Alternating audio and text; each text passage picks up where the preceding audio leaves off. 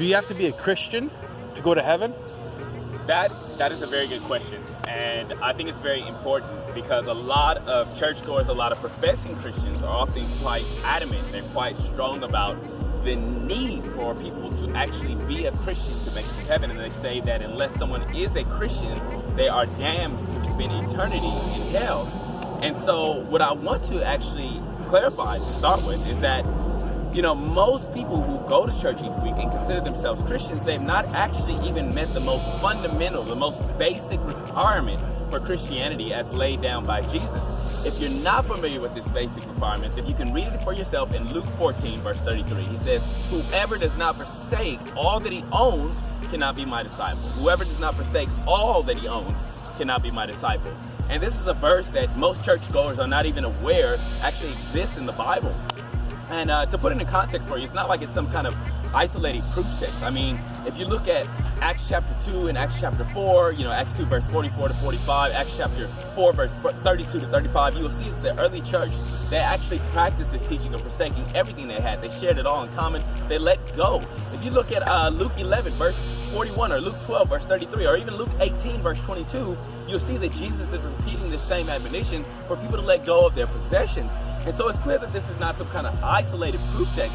This is a fundamental requirement that we see example after example after example of in the Gospels and in the New Testament. And so the fact that most Christians or so-called Christians are not even meeting that most basic requirement shows that there's hardly any true Christians living in the world today.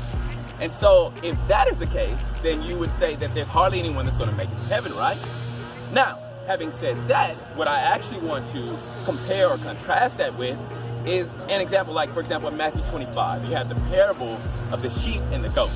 And if you look at the criteria that Jesus sets forward for who falls into the sheep category or who goes to heaven versus who's the goat and who goes to hell, you see that he's not basing it on whether or not they go to church or whether or not they're part of a certain denomination or whether or not they call him Lord and call themselves Christians. He judges them on the basis of things like whether or not they gave food to the hungry, whether or not they clothed the naked, whether or not they visited those that were sick and in prison.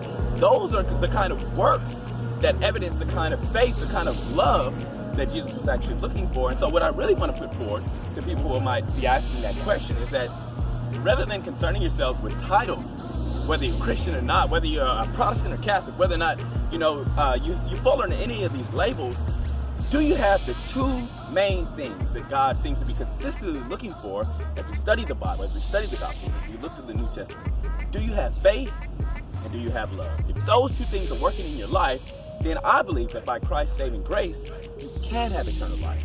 But those are the things that he's looking for as evidenced by the way you live, not whether or not you call yourself a Christian.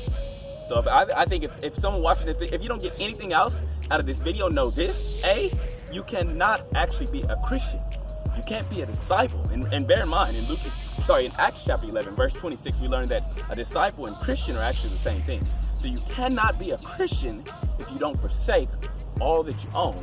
And point number two, bear in mind that what God is most looking for is faith working through love. And that's what Ephesians 2 is all about. It's about we're saved by grace through faith.